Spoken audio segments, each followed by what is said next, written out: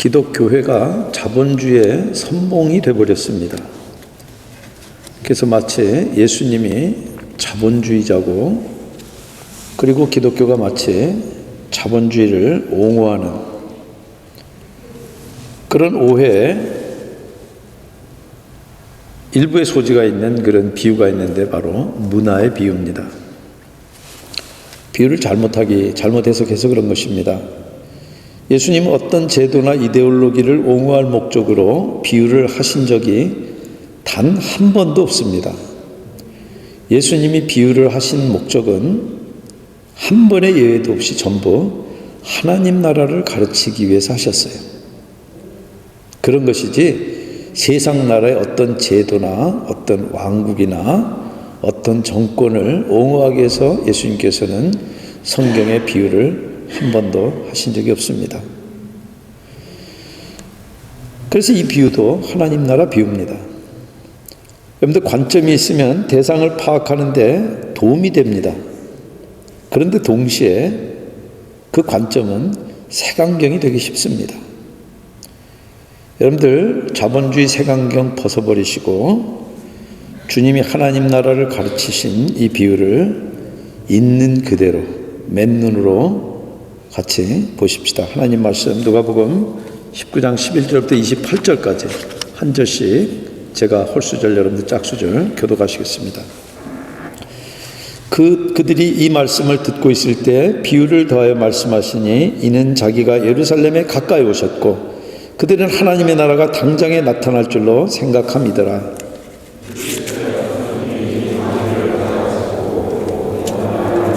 그 종 열을 불러 은화 10문화를 주며 이르되 내가 돌아올 때까지 장사하라 하니라.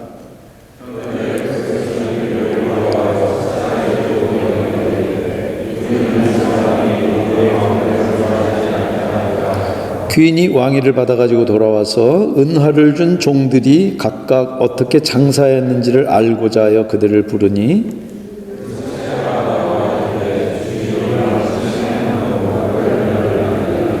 주인이 이르되 잘하였다 착한 종이여, 네가 지극히 작은 것에 충성하였으니 10고을 권세를 차지하라 하고,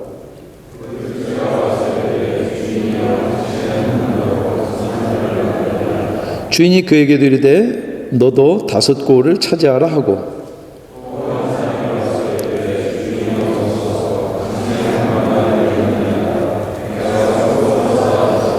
이는 당신이 엄한 사람인 것을 내가 무서워함이라. 당신은 두지 않은 것을 취하고 심지 않은 것을 거두나이다.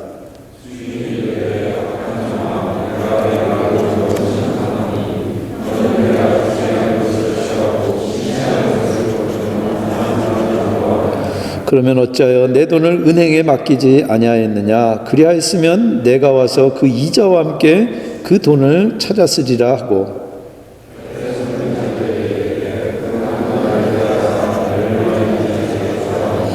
그들이 이르되 주여 그에게 이미 10문화가 있나이다.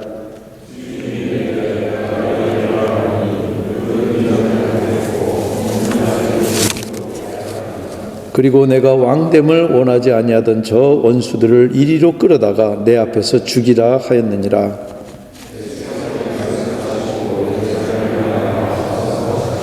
아멘. 잠깐 기도하시겠습니다.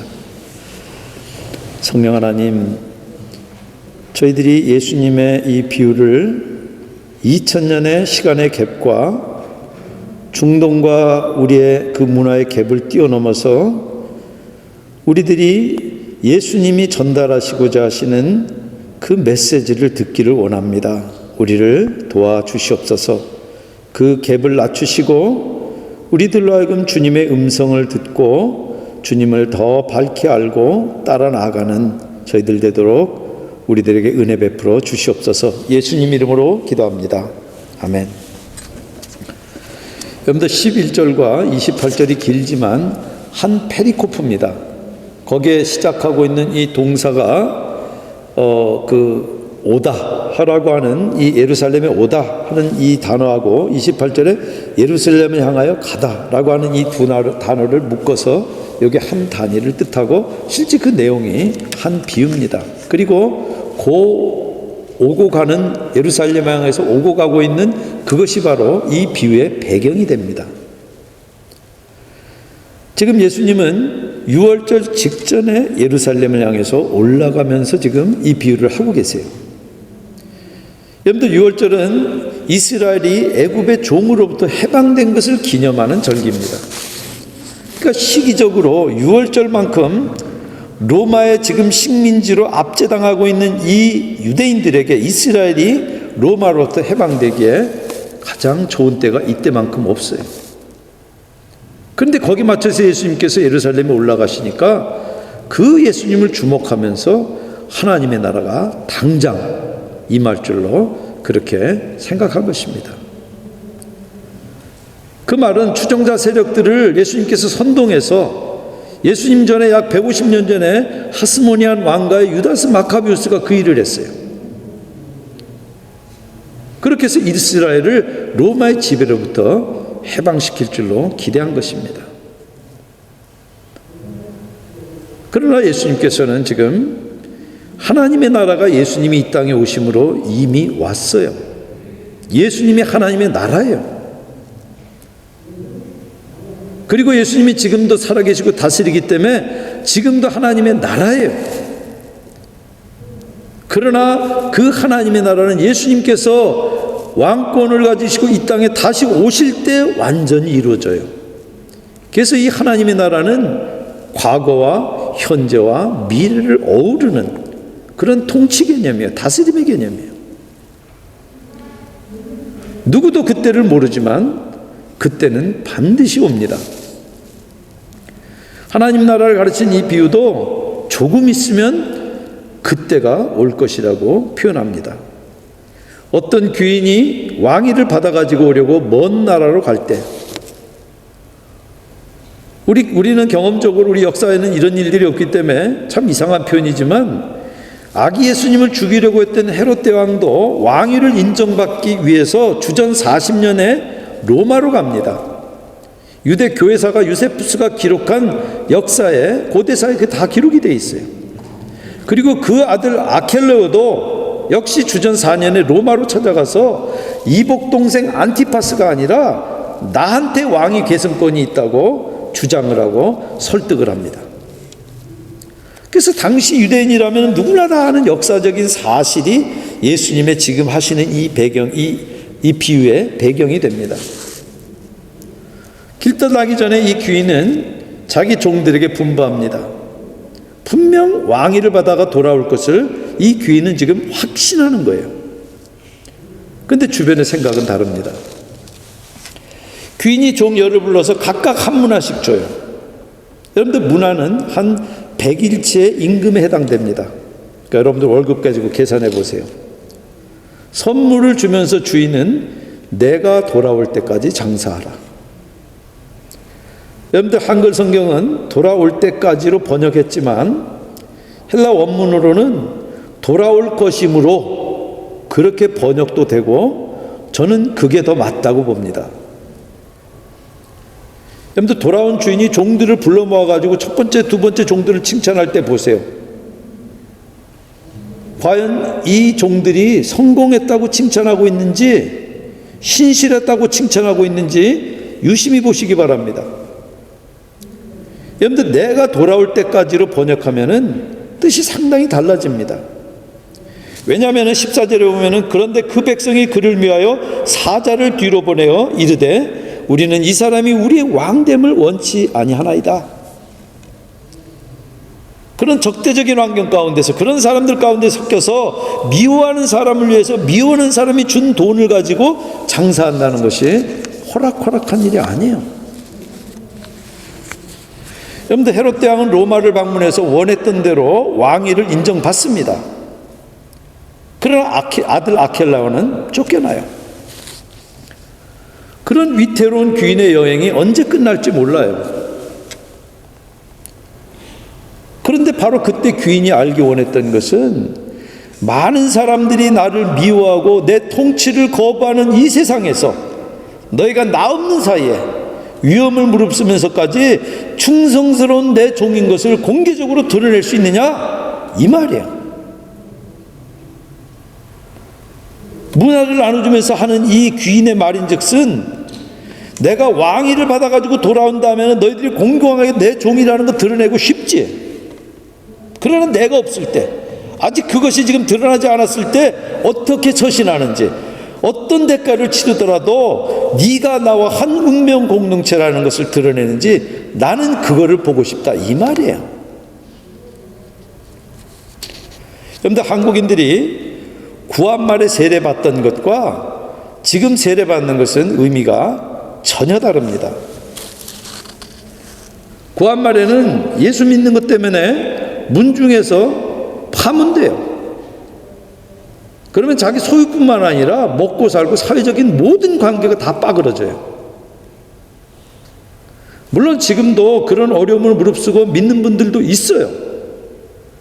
그러나 지금은 그렇게 구한말 같이 믿음 때문에 내가 모든 것들을 무릅쓰고 잃고 그렇지 않는다는 것입니다.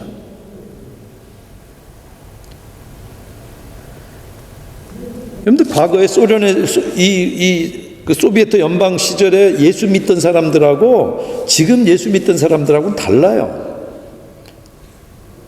그 사람들이 지금 그 사람들 가운데 목사가 되려고 이렇게 오는 사람들 인터뷰할 때도 언제 세례받았습니까? 굉장히 중요한데, 과거에 탄압받았을 때 세례받은 사람들에게는 더 이상 물을 게 없어요. 그러나 지금 목사가 되겠다고 하는 사람들은 도대체 목사가 되려고 하는 그 마음속의 동기가 뭔지를 따져봐야 된다는 겁니다.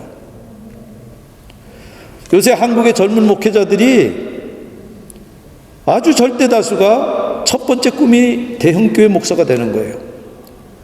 두 번째 꿈은 자기 교회 짓는 거예요. 그러기 위해서 목사가 되려고 하는 사람인지, 정말 주님을 사랑해서, 그리고 주님께서 자기에게 이 일을 맡기신 것이 확신이 돼서 과연 그 일을 하려고 하는 것인지, 그 마음의 깊은 동기를 따져봐야 되는 것입니다. 주인은 지금 종들이 원수들을 겁내지 않고 자기 주인이 곧 왕이 되어서 돌아올 것을 확신하면서 주인이 맡긴 자원을 최대한 활용해서 스스로 그 주인의 종인 것을 세상에 드러내면서 당당하게, 담대하게 살기를 기대하는 거예요. 귀인은 방해에도 불구하고 왕위를 받아서 돌아옵니다.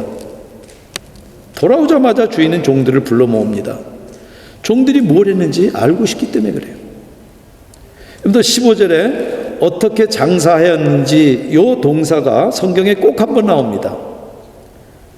그런데 그 단어를 이 워드 스타디에 보면 정확한 뜻이 얼마나 많이 거래했는지예요.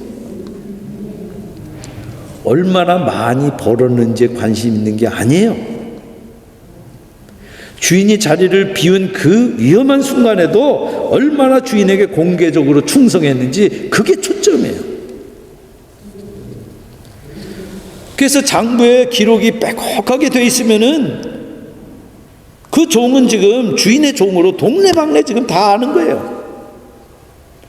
장부가 텅 비어 있으면은 그 종은 주인이 아케일로처럼 끈떨어진 년이 될 걸로 알았거나 그런 주인의 종으로 세상에 드러나기를 원치 않았던 거예요.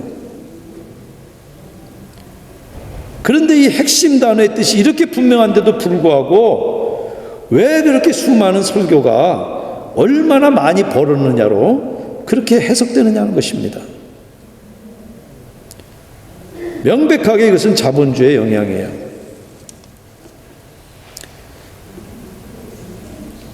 막스 웨버는 프로테스탄티즘이 이 개신교 윤리가 자본주의 형성에 영향을 미쳤다 그러지만은 거꾸로일 수도 있어요. 자본주의 영향이 들어와서 교회에 영향을 미치고 있다는 것이 제가 봤을 때는 그것이 훨씬 더 설득력이 있어요. 그래서 마치 교회가 자본주의의 수호성처럼 그런 역할을 하는 것이, 그게 어떻게 지금 교회가 해야 되는 일이냐는 것입니다. 여러분들, 이 비유의 초점은 종들이 주인에게 얼마나 많은 이유를 남겼느냐, 그거 아니에요. 불리한 환경 속에서도 돌아올 주인을 기대하면서 그 주인에게 얼마나 신실하게 충성했느냐, 그게 초점이에요. 그러면 신실한 종들이 먼저 보고합니다. 첫 종이 주신 한 문화로 10문화를 만들었습니다. 둘째 종은 한 문화로 5문화를 만들었습니다. 두 종은 주인으로부터 성공 때문에 칭찬받지 않아요. 너 비즈니스 잘했다, 그래서 나한테 이득을 많이 남겼다, 그게 관심이 아니에요. 신실하다고 칭찬받는 거예요. 여기 비유에는 나오지 않았지만은 논리적으로 해가지고 추론해 봤을 때는 내가 주님을 위해서 열심히 투자했는데 망했어요. 그랬으면 주님께서도 잘했다 그러실 뿐이지 너 왜 실패했어 그럴 뿐이 아니시라는 것입니다. 더군다나 두 종이 받은 보상은 잘 보십시오. 특혜가 아닙니다. 너 잘했으니까 이제 한 달 동안 저 유럽 크루즈 여행 보내줄게. 그렇게 안 해요. 더 큰 책임을 맡습니다. 첫 종은 10성, 둘째 종은 5성 다스릴 책임을 맡아요.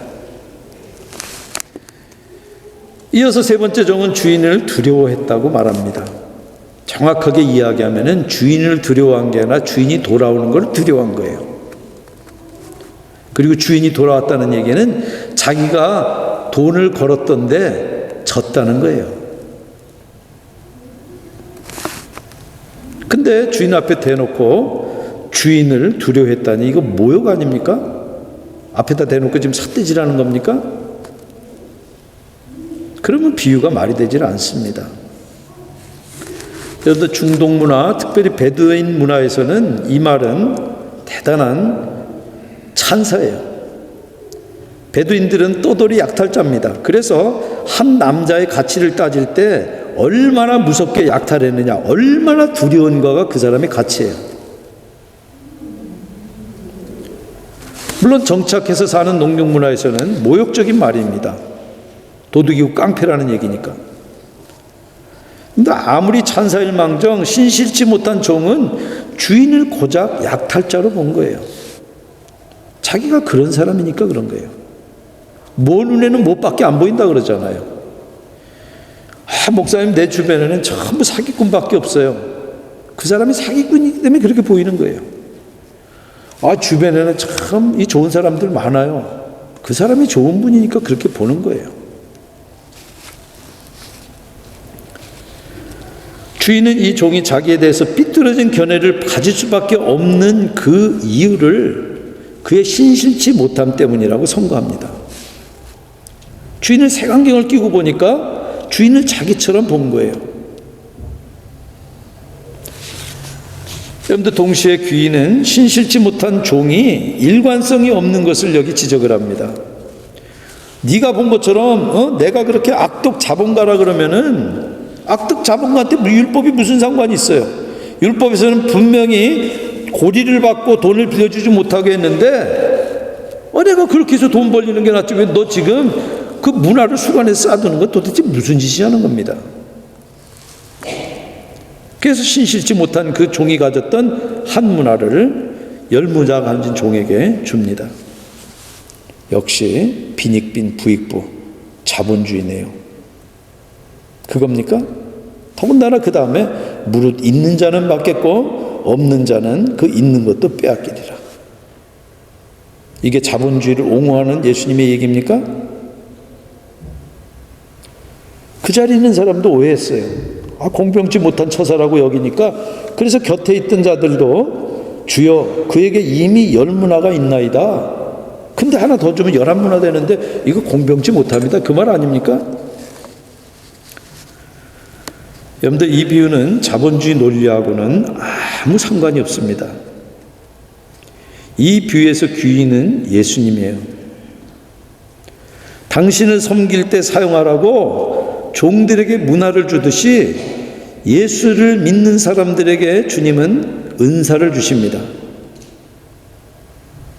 예수님은 지금 하나님께 돌아가서 보좌에 앉으실 것을 고대하면서 지금 예루살렘을 향하고 계신 거예요. 그리고 예수님이 기대하셨던 대로 십자가 지시고 부활 승천하셔서 지금 하나님 우편 보좌에 앉아 계세요. 그리고 하나님이 정한 때가 되면은 당신의 종들에게 다시 오셔서 신실한 종과 신실치 못한 종을 다루실 거예요. 주인의 문화를 맡기는 했지만 거기에 따르는 책임을 수행하지 않는 자들이 있어요. 내가 예수를 구주로 믿어서 구원은 받겠다고 그러지만은 예수님이 분명하게 요구하는 그런 것들에 대해서 무관심하고 자기가 믿고 싶은 대로 만드는 신을 믿는 사람은 결코 신실할 수 없어요. 이 종처럼, 이 신실치 못한 종처럼 주인을 그렇게 볼 수밖에 없기 때문에. 왜? 자기식으로 보니까. 헌신을 헌신짝 취급하고 책임은 못 느끼고 자기 권리만 주장해서도 결코 신실할 수 없어요. 실패가 두려워서 아무것도 하지 않으려는 것도 결코 신실할 수 없어요. 먼저 두 종과 대조되게 세 번째 종은 주인이 왕이 되었을 때 그 왕의 일에 참여할 수 있는 자기 분깃, 몫을 잃고 맙니다. 이 비유가 이 신실치 못한 종이 구원받지 못했다, 그런 의미가 아닙니다.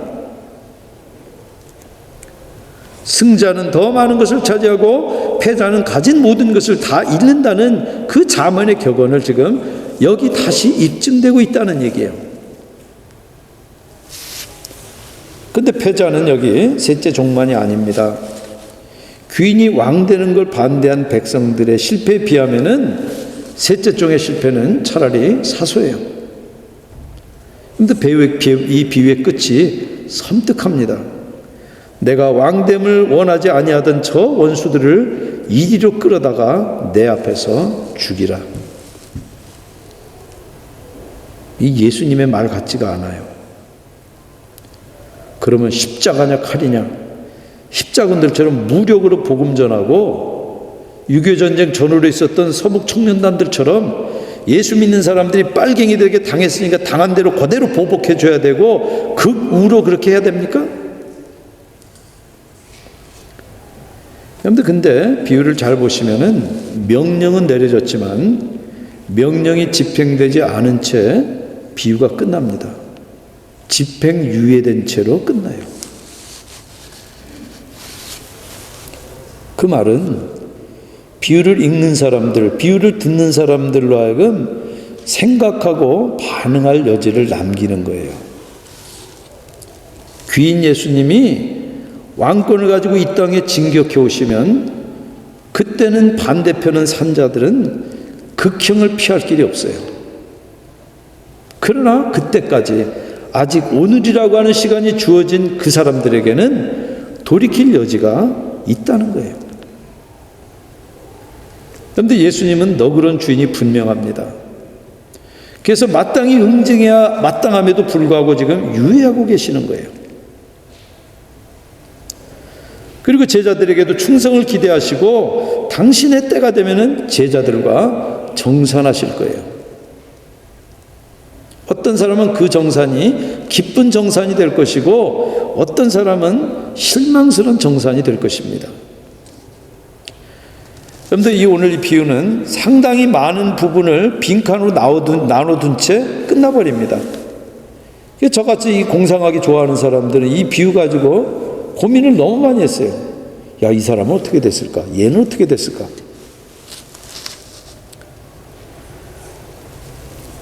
그러나 그 빈 공간에도 불구하고 이 비유는 시대를 초월해서 읽는 사람들마다 하나님 나라가 어떤 것인지 그리고 하나님 나라를 어떻게 살지를 분명하게 가르치고 있어요.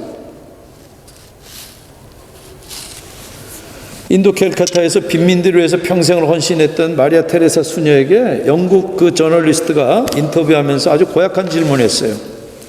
이 캘커타에 지금 널려있는 이 지저분한 이곳과 여기 있는 수많은 사람들의 필요를 다 채워줄 수 없는데 지금까지 어떻게 그런 일들을 이렇게 하고 있습니까? 그래서 테레사 수녀가 나는 성공하라고 명령받은 적이 없습니다.